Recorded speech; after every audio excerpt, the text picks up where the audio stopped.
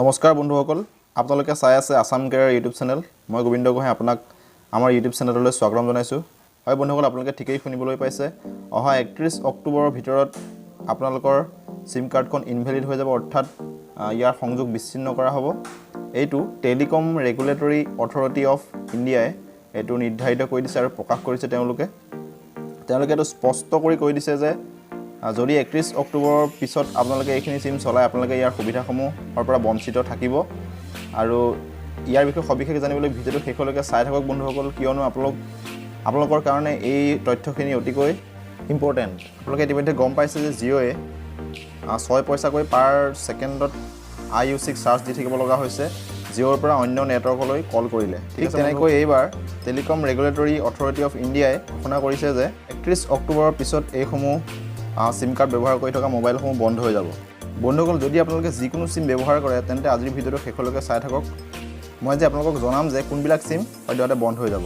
বন্ধুসকল, ভিডিঅ'টো আৰম্ভ কৰাৰ আগতে আপোনালোকৰ এটা সৰু ৰিকুৱেষ্ট, যদি আপোনালোকে ভিডিঅ'টো এতিয়ালৈকে লাইক কৰা নাই এটা লাইক কৰি দিব, কাৰণ আপোনালোকৰ এটা লাইকে মোক ভিডিঅ' বনোৱাত আৰু উৎসাহ যোগায়। বন্ধুসকল মন কৰিব, ইয়াত কি কৈছে, দেশত বৰ্তমান জিঅ'ৰ লগতে অন্যান্য কোম্পানীসমূহৰ IUC চাৰ্জক লৈ বিতৰ্কিত চলি আছে।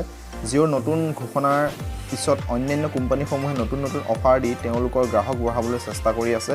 তাৰ মাজতে টেলিকম ৰেগুলেটৰী অথৰিটি অফ ইণ্ডিয়াই এয়াৰচেল আৰু ডিছনেট ৱায়াৰলেছ গ্ৰাহকসকলক সতৰ্ক কৰি দিলে। আপুনি যদি এই কোম্পানীৰ গ্ৰাহক তেনেহ'লে আপুনিও জানি ৰাখক 31 অক্টোবৰৰ পিছত আপোনাৰ মোবাইল নম্বৰ বন্ধ হৈ যাব। হয় বন্ধুসকল, ঠিকেই শুনিবলৈ পাইছে। যদি আপুনি এয়াৰচেল আৰু ডিছনেট ৱায়াৰলেছ এই দুটা কোম্পানীৰ ভিতৰত কোনোবা এটা কোম্পানীৰ গ্ৰাহক, তেন্তে অহা 31 অক্টোবৰৰ পিছত আপোনাৰ এই মোবাইল নাম্বাৰটো বন্ধ হৈ যাব। আৰু সেইকাৰণে আপোনাৰ নম্বৰ পৰিসেৱা বজাই ৰাখিবলৈ 31 অক্টোবৰৰ আগতে আপুনি অন্য নেটৱৰ্কত যাব লাগিব। ট্ৰাই ৰিপৰ্টত কৈছে বৰ্তমান এয়াৰচেল ব্যৱহাৰকাৰীৰ সংখ্যা 70 মিলিয়ন, অৰ্থাৎ 7 কোটি। এইসকল গ্ৰাহকে যদি নিৰ্ধাৰিত সময়ৰ ভিতৰত অন্য নেটৱৰ্কত নাযায় তেন্তে এইসমূহ মোবাইল নম্বৰ বন্ধ হৈ যাব। তো বন্ধুসকল, আজিৰ ইনফৰ্মেশ্যনখিনি ইমানেই। আপোনালোকে গম পালে যে যদি এয়াৰচেল আৰু ৱায়াৰলেছ নেটৱৰ্কৰ ভিতৰত আপোনালোকে আছে তেন্তে আপোনালোকে আপোনালোকৰ নেটৱৰ্কটো শ্বিফ্ট কৰক অন্য কোনো এয়াৰটেল, ভোডাফোন, জিঅ' যি হয়, তেন্তে আপোনালোকৰ কোনো প্ৰব্লেমৰ সন্মুখীন হ'ব লগা নহয়। বন্ধুসকল, ভিডিঅ'টো ভাল লাগিলে এটা লাইক কৰিব আৰু কমেণ্ট কৰি জনাব ইয়াৰ বিষয়ে, আৰু আপোনালোকৰ ফ্ৰেণ্ডছসকলৰ কাৰণে এই ভিডিঅ'টো শ্বেয়াৰ কৰি দিব, কাৰণ এইটো আপোনালোকৰ কৰ্তব্য হয়।